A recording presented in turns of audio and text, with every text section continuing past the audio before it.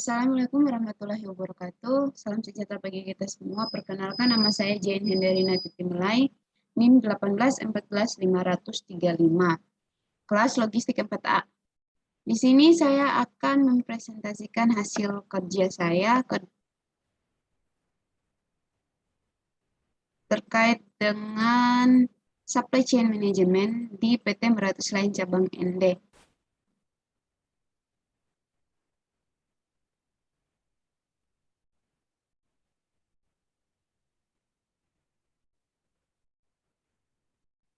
Baik teman-teman, kita akan melihat yang pertama yaitu terkait dengan sejarah singkat perkembangan dari PT Meratus Line Cabang ND. PT Meratus Line secara umum didirikan pada tahun 1957.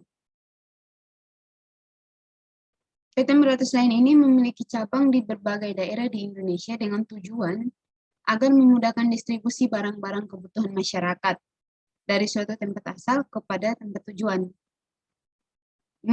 Karena memiliki cabang di berbagai Indonesia, nah PT Meratus Line ini memiliki salah satu cabang nih, yaitu PT Meratus Line Cabang ND.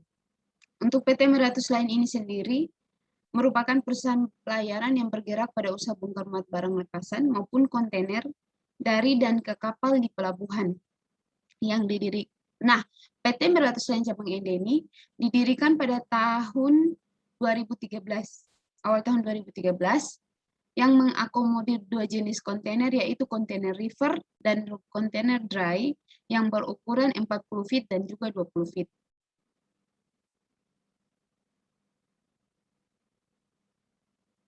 Nah, supply chain management yang dimaksud ini dijabarkan dalam 3 jenis aliran secara garis besar, teman-teman. Nah, kita akan melihat di PT Meratus Line Cabang ND ini, yang pertama itu ada aliran material, teman-teman.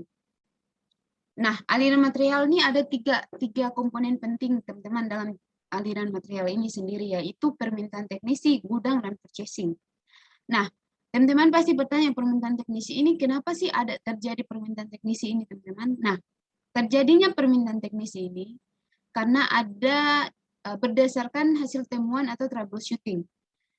Nah, karena ada kerusakan kepada alat-alat pada saat operasional berjalan, maka diadakan permintaan teknisi ini. Nah, bahan-bahannya seperti apa saja sih, teman-teman? Ada oli, ada tools, ada bahan consumable. Nah, ini yang dilakukan temuan atau troubleshooting sehingga menghasilkan permintaan teknisi, teman-teman. Nah, setelah dari permintaan teknisi ini kita ngecek ke gudang, teman-teman. Di gudang ini ada nggak sih persediaan yang tadi diminta, yaitu menu-menu seperti tools, oli, bahan-bahan consumable ini ada di gudang nggak? Tersedia di gudang nggak, teman-teman? Nah, kalau nggak ada di gudang, teman-teman, maka pihak gudang akan melakukan permintaan pengadaan kepada bagian purchasing. Nah, di purchasing ini kita melakukan perencanaan untuk pembelian semua kebutuhan yang tadi diminta oleh teknisi tersebut. Setelah itu, yang kedua ada aliran keuangan, teman-teman. Nah, ini ya gambaran secara garis besar keuangan di PT Meratus Line Cabang ND. Nah, ini nih secara umum, teman-teman, karena kalau untuk aliran keuangan ini sendiri bersifat internal perusahaan, teman-teman.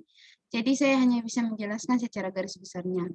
Nah, untuk aliran keuangan pusat ini akan berkoordinasi dengan kepala cabang terkait dengan kebutuhan di cabang ND itu sendiri. Nah, kebutuhannya seperti apa saja yang dibutuhkan di ND. Nah, finance pusat ini akan berkoordinasi kepada finance cabang, yaitu melalui kepala cabang, sehingga segala kebutuhan yang dibutuhkan di cabang ini, keuangannya akan diserahkan kepada kepala cabang untuk mengelola, untuk bisa melakukan pengadaan kepada segala kebutuhan yang dibutuhkan di cabang. Seperti itu, teman-teman. Nah, yang ketiga yaitu ada aliran informasi, teman-teman. Kita akan lihat ya satu satu. Untuk aliran informasi ini cukup banyak teman-teman. Ini secara garis besarnya saya akan jelaskan kepada teman-teman.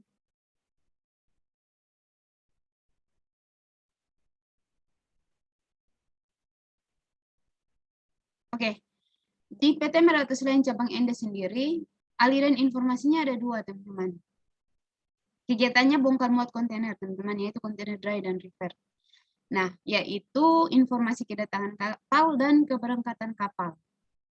Meratus di sini sebagai perusahaan, sebagai carrier, teman-teman. Carrier yang punya kapal, teman-teman. Punya kapal dan juga punya kontainer. Nah, Meratus ini bukan saja perusahaan yang berdiri sendiri, teman-teman. Jadi dia bekerja sama dengan beberapa pemangku jabatan yang lain juga kayak gitu. Jadi ada Meratus ini punya agen, bekerja sama dengan agen internalnya Meratus ya, pihak agen ini dari internalnya Meratus. Kemudian ada TKBM, Pelindo, KSOP, KKP, KP3, MKL, dan karantina. Nah, semua ini nih bekerja sama dengan Meratus. Untuk kedatangan kapal, teman-teman, pihak Meratus ini akan diinfokan oleh Mualim 1. Pihak Mualim 1 akan menginformasikan kedatangan kapal untuk tambat di PT di ND di Pelabuhan IPI. Nah, akan diinformasi kepada Meratus melalui staf operasionalnya Meratus.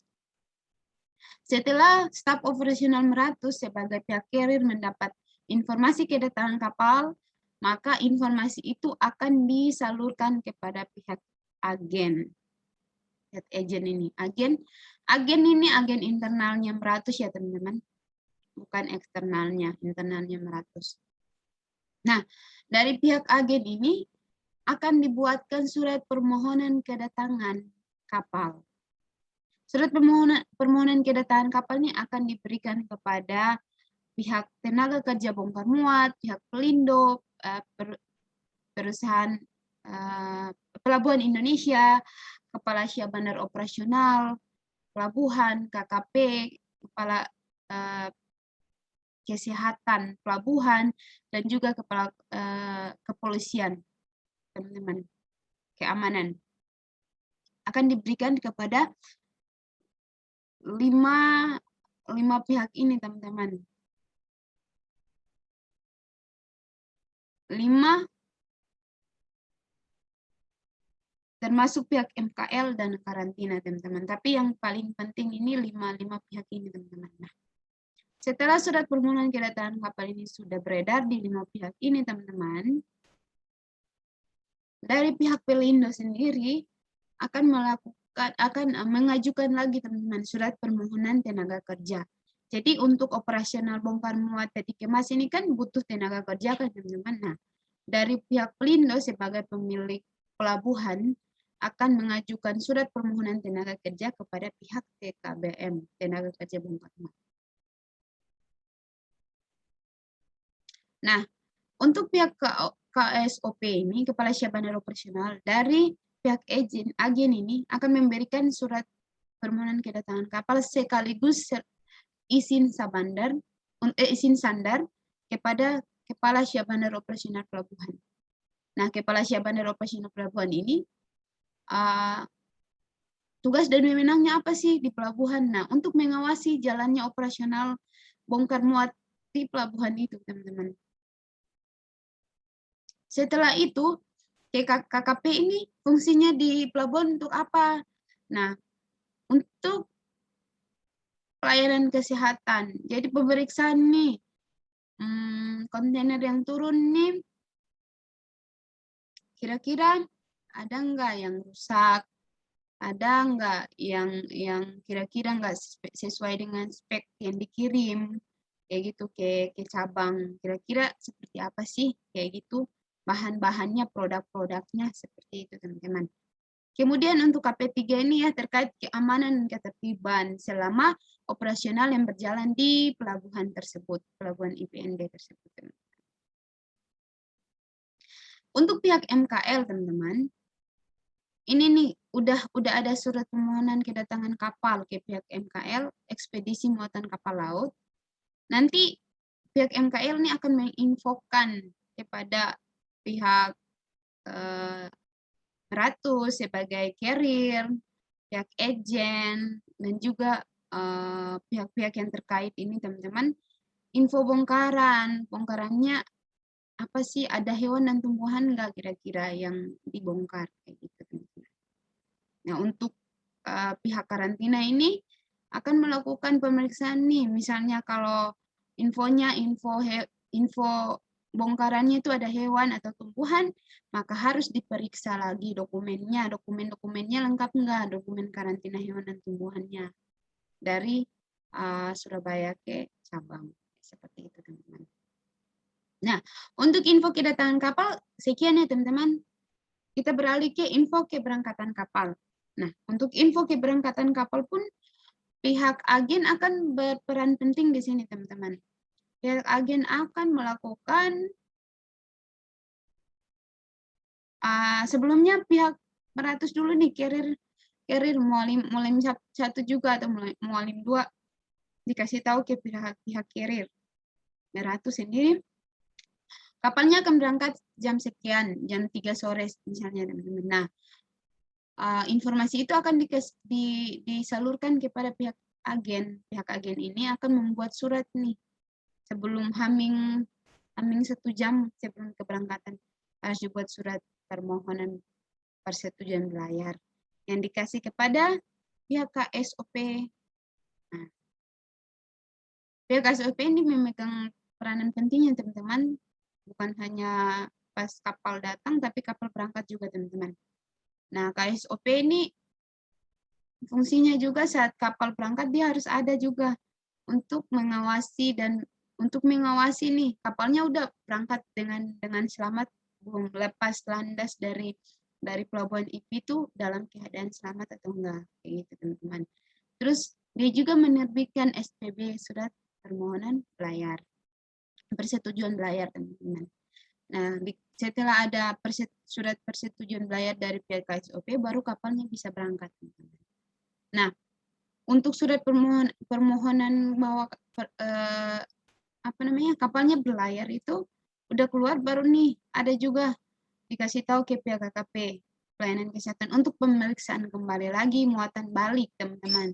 Misalnya kalau ada muatan balik, ya harus dikasih tahu ke pihak KKP untuk melakukan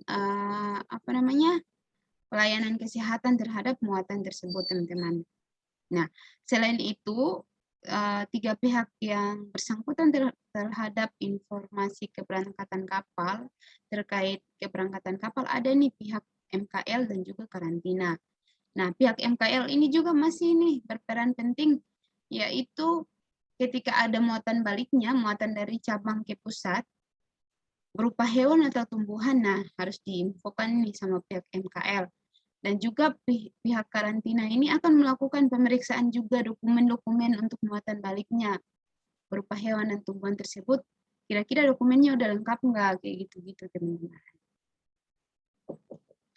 Nah, setelah itu ada kajian resikonya teman-teman, dari aliran material dan aliran keuangan dan juga aliran informasi. Nah, untuk aliran material sendiri, kajian resikonya yang pertama, tidak adanya ketersediaan spare part di vendor lokal karena populasi alat yang tidak ada. Jadi tidak spare part yang dibutuhkan untuk kegiatan operasional, nggak ada ini di cabang ND kayak gitu.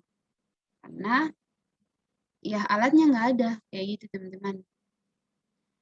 Kemudian yang kedua, spare part terkadang harus didatangkan dari luar negeri karena terkait dengan asal dari manufaktur peralatan tersebut. Nah, ini juga mendatangkan waktu dalam operasional yang tertunda karena harus didatangkan dari luar negeri, teman-teman. Nah, yang ketiga itu ada komponen yang dibutuhkan tidak lagi diproduksi oleh pabrik asal. Waktu pengadaan spare part cukup lama karena harus dibeli ke luar negeri, terutama untuk spare part yang spesifik, teman-teman. Makanya waktunya itu juga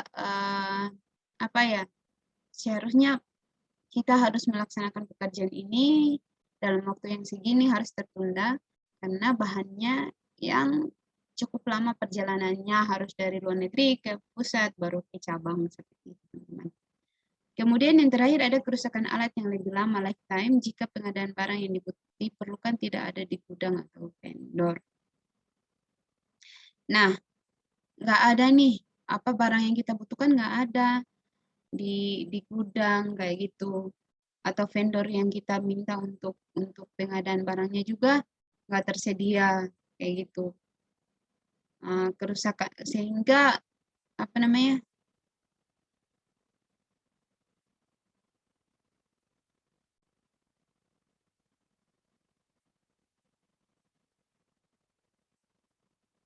sehingga menyebabkan adanya kerusakan alat-alat yang lebih lama. Nah, untuk yang kedua, aliran keuangan ini karena bersifat internal perusahaan, teman-teman, jadi belum ada kendala ya yang ditemukan, teman-teman, secara spesifiknya karena bersifat internal perusahaan, teman-teman. Nah, yang terakhir ini ada kajian risiko dari aliran informasi dari segi kedatangan kapal dan juga keberangkatan kapal, teman-teman. Nah, dari segi kedatangan kapal ini ada faktor cuaca, angin, dan gelombang. Ini sangat mempengaruhi ya, teman-teman. Jika kapal mau sandar, teman-teman, kalau ada angin atau gelombang, nah itu mengakibatkan risiko yang sangat-sangat apa ya, sangat-sangat tinggi, teman-teman. Di mana ya bisa saja terjadi sesuatu hal yang di luar dugaan kita seperti itu, teman-teman, yaitu apa namanya kapalnya bisa tenggelam sebelum sandar atau apa namanya seharusnya muatan yang dibongkar itu harus dalam keadaan yang baik, tapi sebenarnya karena pengaruh cuaca akhirnya apa namanya kontainer-kontainer tersebut ada yang rusak karena gelombang itu, teman-teman. Nah, waiting time juga bisa terjadi nih dari faktor cuaca tadi. Seharusnya sandarnya jam 8 pagi, jadinya jam 8 malam baru bisa sandar. Nah, karena diakibatkan karena cuaca yang tadi, teman-teman. Nah, untuk penyandaran pada malam hari. Nah, kenapa? Karena Meratus Line ini kan perusahaan swasta ya, teman-teman, bukan BUMN seperti Pelindo. Jadi mereka belum ada fasilitas yang memadai, cukup memadai untuk memfasilitasi kapal itu melakukan penyandaran pada penambatan pada malam hari. Nah, khususnya penerangan. Maka ini juga menjadi salah satu risiko, teman-teman. Jadi sangat hati-hati jika ada penyandaran pada malam hari, teman-teman. Takutnya ada kejadian-kejadian yang berbahaya yang di luar dugaan seperti itu, teman-teman. Yang kedua, keberangkatan kapal. Ini juga memperhatikan faktor cuaca dan pasang surut air laut. Nah, keberangkatan ini juga ya sama ya, teman-teman, faktor cuaca ini sangat mempengaruhi, teman-teman. Jika terjadi apa namanya? Ada itu kan muatan balik juga dari cabang ke pusat. Nah, jika terhalangi oleh faktor cuaca, bisa-bisanya juga kapalnya nggak sampai di pusat dalam keadaan yang tidak baik-baik, dalam keadaan yang selamat, dan juga kontainer yang dimuat di dalam juga bisa mengalami kerusakan dan akhirnya perusahaan rugi seperti itu, teman-teman.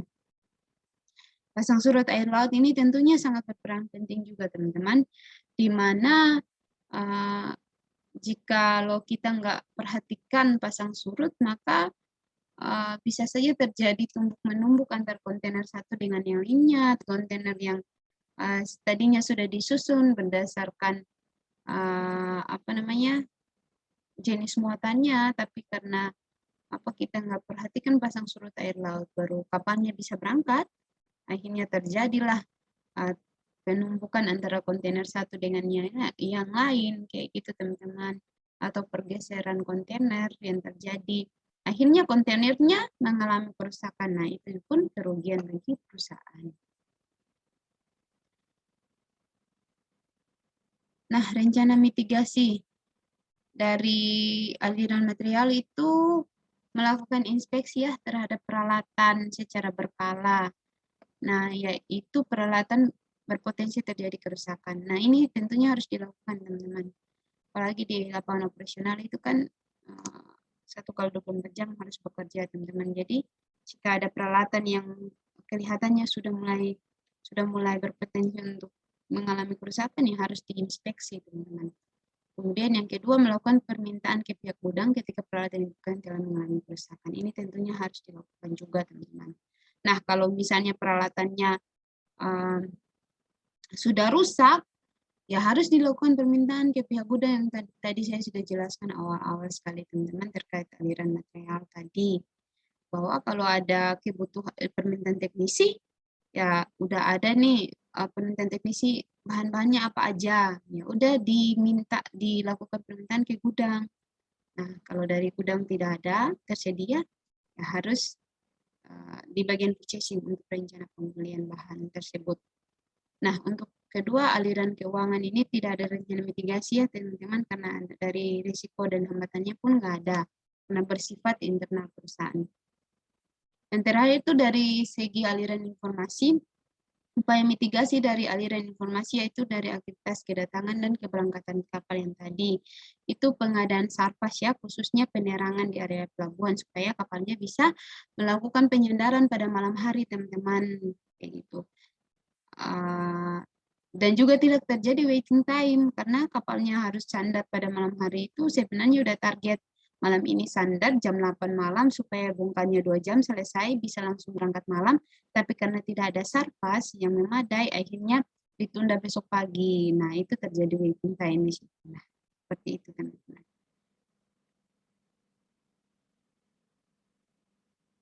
Nah, baik teman-teman, saya akan sedikit menjelaskan terkait dengan vendor manage inventory. Vendor manage inventory ini apa sih teman-teman?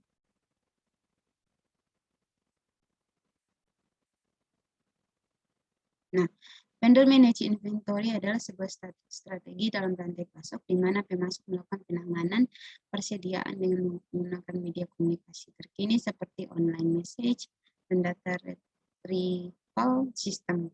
Ini menurut Mahami dan Rao 2010. Nah, menurut Borade dan Bansok 2009 pun mendefinisikan vendor managed inventory sebagai sebuah strategi rantai pasok untuk memperoleh keuntungan yang kompetitif melalui efektivitas dalam rantai pasok di mana pemasok bertanggung jawab mengelola persediaan konsumen melalui aliran informasi yang terdiri dari beberapa pihak. Jadi, vendor managed inventory ini sebuah strategi ya teman-teman, strategi yang dilakukan oleh dua belah pihak, yaitu untuk memperoleh keuntungan yang kompetitif. Jadi sebuah informasi itu terbangun antara dua belah pihak untuk mencapai keuntungan yang kompetitif. Kayak gitu, teman-teman. Nah, kita akan lihat penerapan vendor managed inventory itu seperti apa. Yang pertama, keterbukaan, yaitu melalui keterbukaan antara pihak retailer dan pemasok. Nah, kenapa sih dibutuhkan informasi antara pihak keterbukaan informasi antara pihak retailer dan pemasok? Nah, dengan cara ini pemasok dapat melakukan perencanaan produksi, penjadwalan kegiatan pengiriman barang, kemudian pemecahan persediaan retailer. Jadi tujuannya yang tadi teman-teman, keterbukaan informasi antara pihak retailer dan pemasok ini udah cukup jelas ya teman-teman, supaya pihak pemasok itu dapat menjadwalkan nih jadwal pengiriman barangnya kapan, perencanaan produksinya seperti apa teman-teman. Nah, yang berikutnya ini, yang kedua itu proses integration atau supply chain integration. Supply chain integration ini kenapa dilakukan sih? Nah,